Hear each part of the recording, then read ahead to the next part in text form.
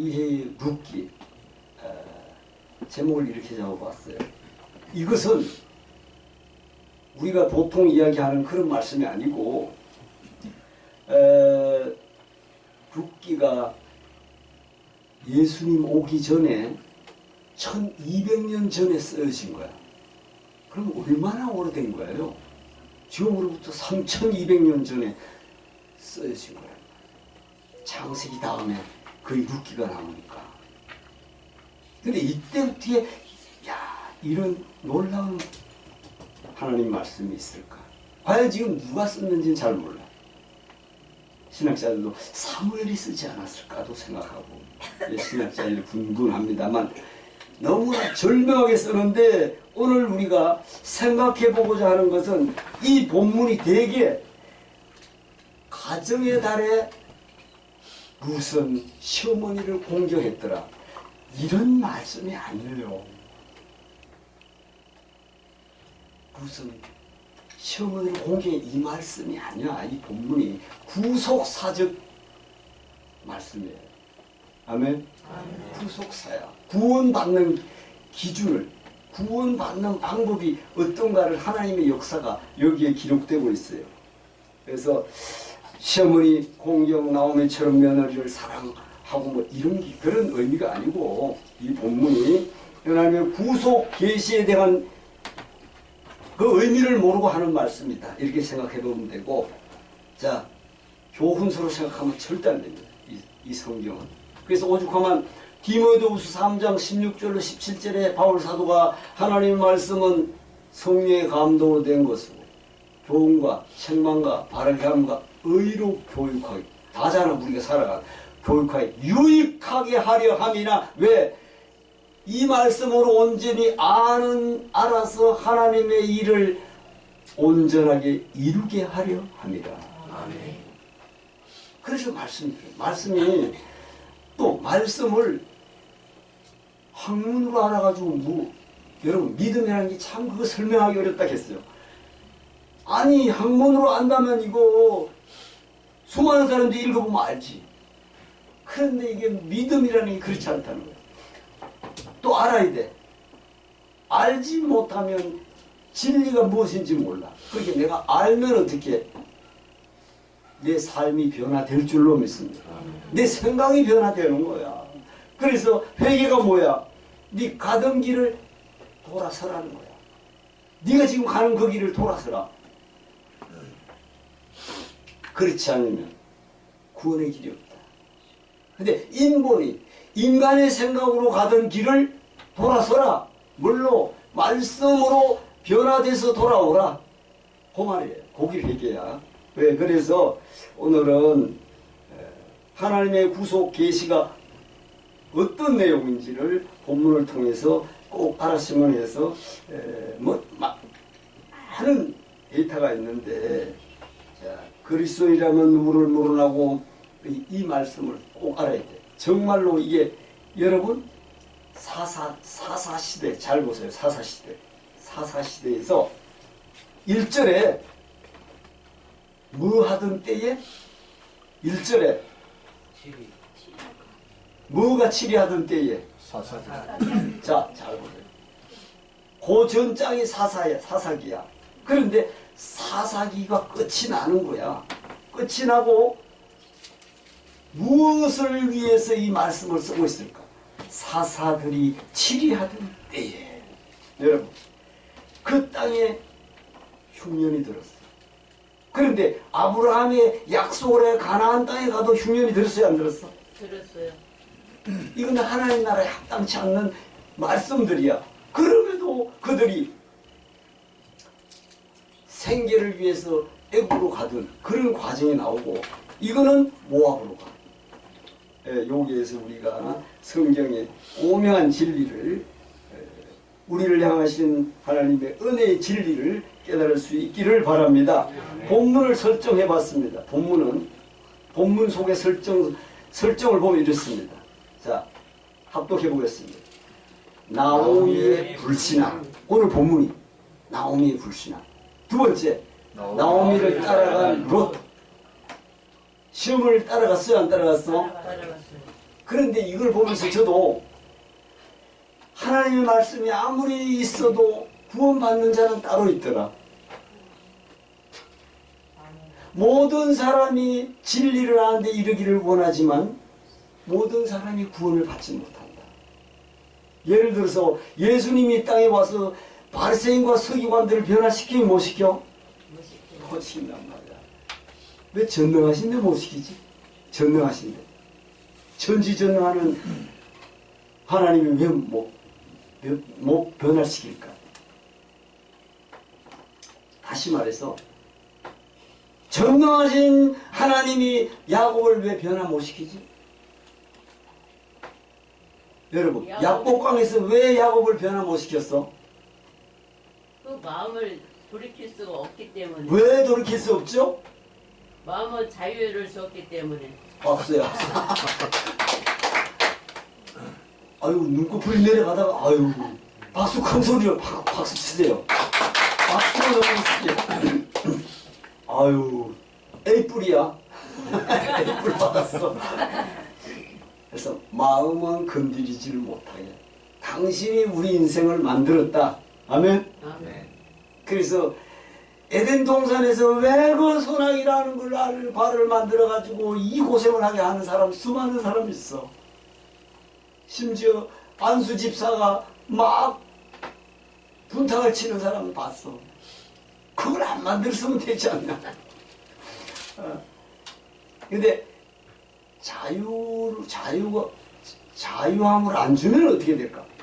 자유함을 안 줬다면 하나님이 오늘 우리가 어떻게 됐을까요? 자유함을 안 줬다면, 어? 자유함을 안 줬다면 서로가 이기겠다고 방종하겠죠. 아니지. 그냥 시키는 대로 하는 거지. 그냥 전혀 내 의지가 없으니까 그렇게 돼가지고 그렇게 되면 다 하나님의 백성 만들 수는 있지. 그래서 자 나오미를 따라간 롯 보아스와 룻의 만남이 있고 이 전체를 압축해서 저래요. 룻을 샀어요 안 샀어 보아스가? 샀어요. 샀어요. 여러분 산 거 아세요? 성경을 읽어봐야 알아. 보아스를 샀어. 또 오벳을 낳습니다. 이게 큰 줄기야. 물론 그 중에도 많지만은 두 번째 자 족보가 이야기해주네요. 족보가 먼저 1장은 한 사람의 아내 두 아들을 데리고 유다를 떠나 모압 지방으로 이주해 가는 광경으로 오늘 이야기하잖아요. 1절에서 모압 지방에 가서 거류하였는데 그런데 중요한 것이 4장 18절에 22절에 뭐를 기록하고 있어요? 4장 18절로 22절에 이게 좀 이상하지 않습니까? 베레스 계보가 이러하니라. 여러분 베레스 여기에서 족보가 나와. 족보. 여러분 족보가 나오는데 족보가 마지막에 룻기를 끝내고 있어요. 족보를 끝내고 있다는데 대단히 의미가 있어요. 우리는 이 마지막 족보를 통해서 룻기의 의도가 명확하게 드러납니다.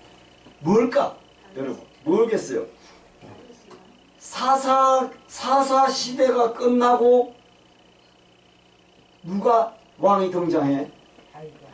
다윗의 왕정으로 바뀌는 과정. 이게 참 절묘해요. 사사가 끝나고 룻기를 통해서 왕정 시대가 시작돼요. 왕정 시대. 이게 중요합니다. 그래서 사실은 먼저 결론적으로 제한적으로 말하면 다윗 왕을 내시기 위해서 이 글이 들어온 거야. 그걸 볼 때는 사무엘이 쓰지 않았을까? 요 생각을 하는 거죠. 신학자들이. 근본적으로 그리스도가 오실 하나님의 구속 계획을 보존하시고 연결시키는 엄청난 은혜의 손길이 있는 말씀이다. 참 여기 정말 놀라워요. 너희는 딸들아 돌아가라 고향으로. 나오미가 그래. 그 두 자부가 엉엉 울면서 여러분 그들이 소리를 높여 다시 울더니 14절에 누구는 오르바는 그의 시어머니에게 입맞추고 롯은 그를 붙잡더라. 오르바라는 며느리는 친정으로 돌아가. 정말 이 상황에서 룻이 나오미를 따라가는 것도 우리가 6.25 전에 보릿고개보다 더 심한 때야. 이 본문을 읽어보면. 그죠? 어이, 보리 이삭을 주어가지고 생계를 유지하던데. 내 딸들아 돌아가라. 12절에 나는 늙었으니 남편을 두지 못할지라. 이렇게 하면 그러니까 그들이 소리를 높여 다시 울더니 룻의 고백을 보면 성령의 고백이야. 그래서 이걸 한번 볼 때에 그런 의미에서 족보가 단서이다. 그래서 족보 이야기를 해줍니다. 성경에서 이 족보가 사건을 마무리 짓고 새롭게 등장한 사건과 연속성의 의미를 갖고 있는데 룻기는 사사시대와 왕정, 다윗 왕정시대를 연결하는 내용이다. 이렇게 보시면 좋고, 세 번째, 시대 상황은 어떤 거냐. 당시 시대 상황은 사사가 종교적, 정치적 타락이 극심하던 상황입니다. 치리하던 때임을 알리고 있습니다. 그렇게 사사 시대가 끝나고 여러분 왕정으로 들어가는 과정에서 이때 가나안 땅에 흉년이 들었는데 이 기근은 사실 하나님 나라의 기근은 여러분 참 어울리지 않잖아요. 젖과 꿀이 흐르는 가나안 땅을 가라 했는데 그 기근이 들어. 그래 세상 나라의 이 애굽으로 가서 양식을 사와야 돼. 이런 때인데 가나안 땅에서 이것은 축복은 현실적으로 풍요로움을 나타내는 것임을 생각할 때에 기근은 하나님의 명백한 심판이라고 볼 수 있다. 하나님의 계획이 계신 거다. 왜 기근이 왔을까? 여러분 어떤 생각이 들어요? 왜 기근이 왔었겠어?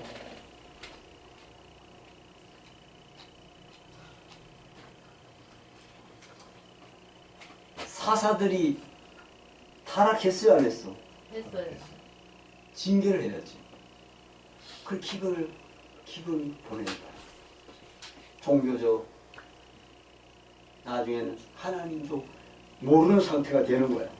그래서 명백하게 타락의 극심한 지경을 말해주고 있다. 인본이 세상을 지배하는 때를 말해주고 있는데 여기에서 참 중요한 게 있어요. 여기 보세요.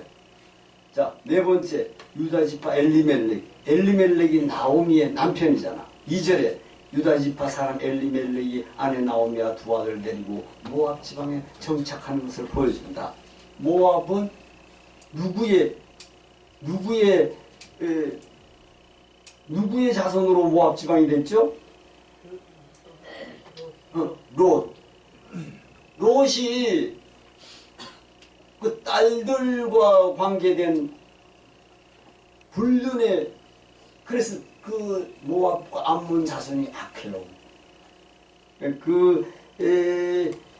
오늘 이 장면이 충분히 기억나게 하는 건 창세기 49장 10절에 야곱이 유다 지파에게 축복한 예언이 똑같이 나옵니다. 오늘 본문에서 홀이 유다를 떠나지 않는 것이라고 말씀해 주는데 엘리멜렉 이방인 땅으로 이주가 적절하지 않은 것은 이주가 잘못됐다는 걸 설명하는데 결국 모압 지방에서 엘리멜렉과 두 아들이 여러분 10년 만에 다 죽어. 이 깁절된 인생의 상태를 설명하는 거야. 그리고 나오미만 남고 두 아들 다 죽고. 그래서 엘리멜렉 가문이 위기에 나가서 구속 계시의 계율이 단절 위기에 있는 거예요. 엘리멜렉의 유다 지파의 계열이 혈통이 단절되는 계시가 나오는데 시어머니 나오미와 며느리 룻만 남았습니다. 이때에 우리는 이스라엘 관습으로 게데온, 제가 설명했을 때 게데온 수혼법이라고 해요.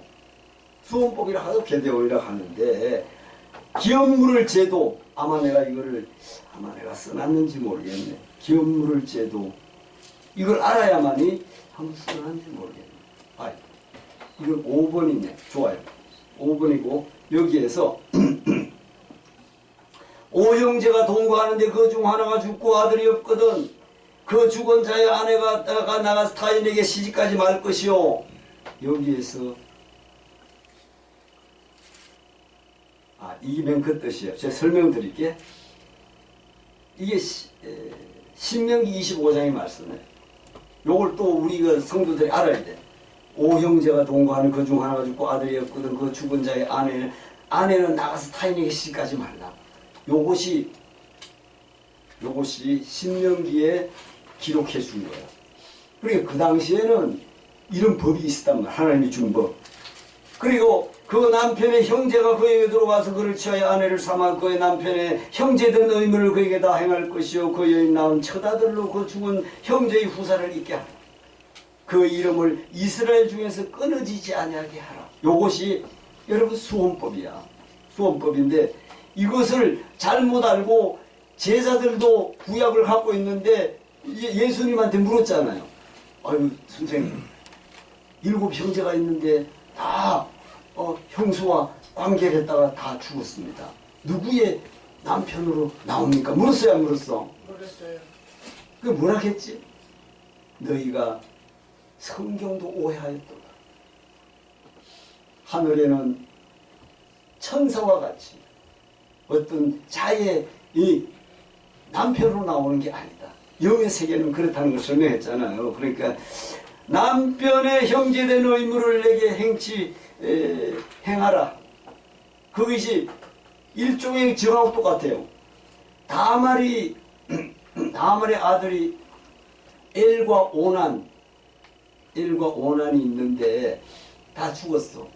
결국은 여러분 유다가 다말이 유다씨를 받아야 안 받아? 받아요.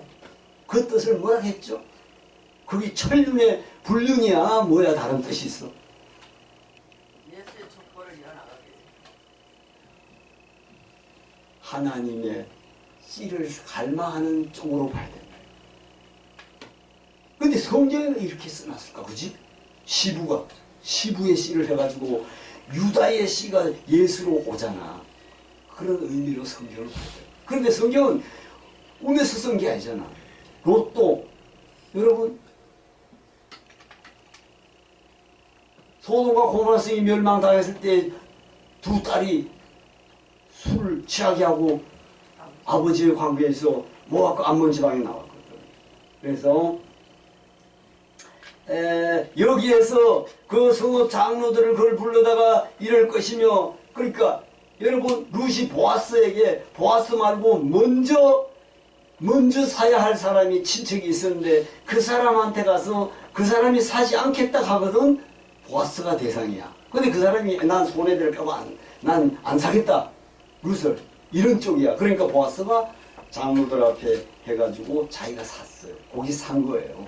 그래서 이스라엘 중에서 그 이름을 법기운 자의 집이라 청할 것이냐. 내가 사지 아니하면 신법기운 자가 침을 뱉으라 하는 거야. 그래 그 다음 차선자가 보아스야. 보아스가 룻을 삽니다. 여러분 이해돼야 돼? 이해 안 돼야 돼? 야 참 힘들다.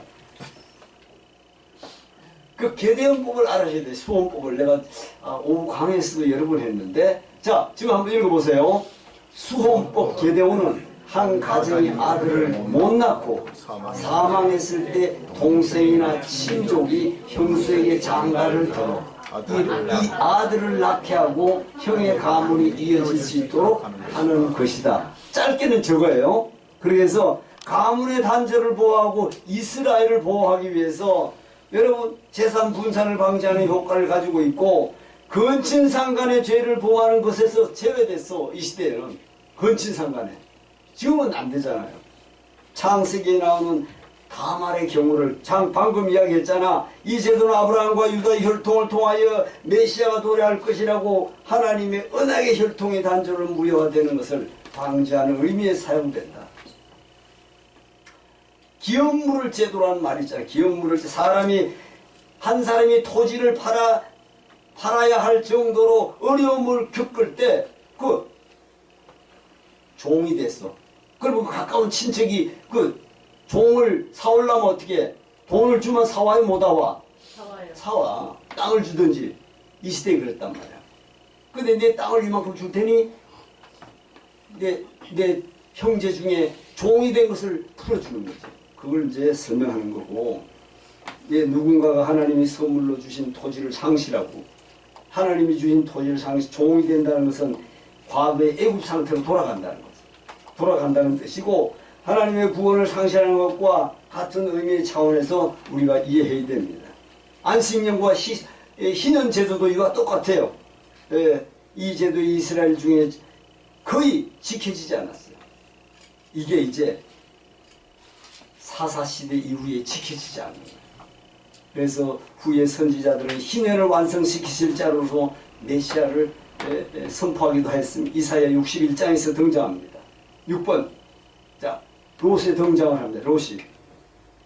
합도 흉년을 대처하는 엘리멜렉은 자신의 의식을 쳐서 어려움을 자초하고 있다.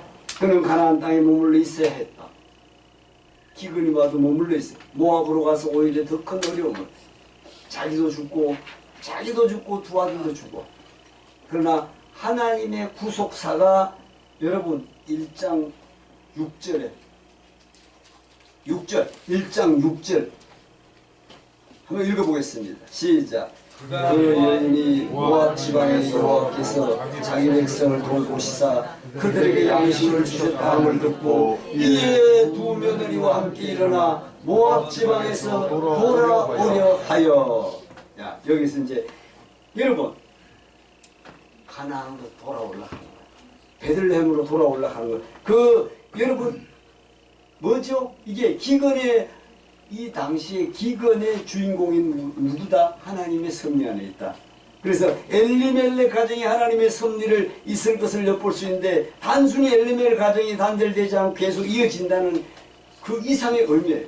엘리멜렉이. 그러니까 엘리멜렉은 죽었는데 나오미에게 모압 지방의 여호와께서 자기 백성들을 돌보시사 그들에게 양식을 주셨담을 듣고 소식을 들었어. 듣고 이에 그 집안 모압 지방에 돌아오려 하여 실제로 있던 곳에서 나오고 두 며느리도 그와 함께하여 유다 땅으로 돌아오려고 길을 가다가 여러분 나오미가 두 며느리에게 이르되 너희는 각각 너희 어머니 집으로 돌아가라. 여기 7절에서 말합니다. 그래서 여기에서 한번 12절 13절을 한번 읽어보겠습니다. 시작. 내 딸들아 되돌아가라. 나는 늙었으니 남편을 두지 못할지라. 가령 내가 소망이 있다고 말하는지 오늘 밤에 남편을 두어 아들들을 낳는다 하더라도 너희가 어찌 그들이 자라기를 기다리겠으며 어찌 남편 없이 지내겠다고 결심하겠느냐. 내 딸들아 그렇지 아니하니라. 여호와의 손이 여기서 다시 여호와의 손이 나를 치셨으므로 나는 너희로 말미암아 더욱 마음이 아프도다 하매. 누가 치셨다? 여호와의 손이 치셨다고 포함하죠. 아, 여호와께서는 나를 치셔서 그걸 이제 깨닫는 거야. 그래서 이 장면에서 우리는 이방 여인 롯의 신앙적 성장을 봅니다. 이 시대에도 이런 사람이 있어요, 없어? 있습니다. 잘 보세요. 아, 여호와의 손이 나를 치셨구나. 인본으로 내 힘으로 모압으로 가서 살락하다 보니까 안 돼. 생명까지 잃었어. 그러나 그네 이러한 생각은 시어머니를 향한 연민의 정이 아니야. 두 며느리가 시어머니에 대한 연민의 정이 아니라니까. 이게 구속사직이란 말이에요. 여호와께서 대한 신앙으로 보는 것이 합당하다. 아멘. 그래서 모압 족속과 암몬 족속과 함께 아브라함 조카로 후손으로서 롯 딸들과 불륜의 관계에서 이루게 된 이방 민족입니다. 모세는 이들이 여호와의 회중에 들지 못할 것이라고 말씀합니다. 이러한 배경 이방 여인 롯이 가나안 백성과 그 땅에 들어온 것은 하나님의 특별한 은총이 아닐 수 없다. 여러분, 룻, 다말, 이제 라합, 이방인이야 유대인이야? 이방인. 참 절묘한 거야. 그래서 유대인이 있으면 우리는 뭐에 젖 붙였어 안 붙였어? 참 감람나무에 젖 붙인 자야. 그래서 사마리아인이 구원받더라. 사마리아 수가성 여인이 구원받더라. 놀랍죠. 이거 요런 것을 좀 비밀을 좀 아시면 좋겠는데, 그래서 인간에게는 하나님이 나를 지셨구나 깨달음을 갖게 된다. 사랑받는 자에게는 그런 깨달음을 줄 줄로 믿습니다. 그래서 이방인의 롯이 가나안 백성과 그 땅에 들어온 것이 하나님의 놀라운 은총이다.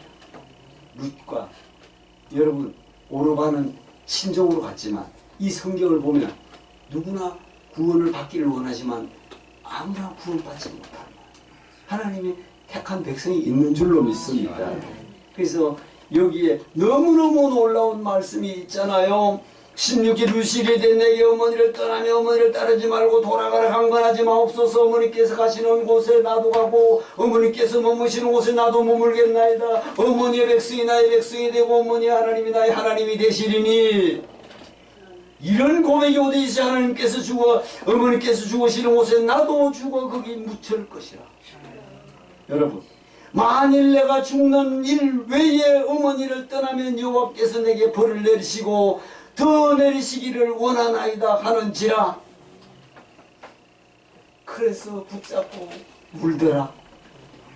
이게 성령의 사람이 아니면 말이 안 되는 거죠.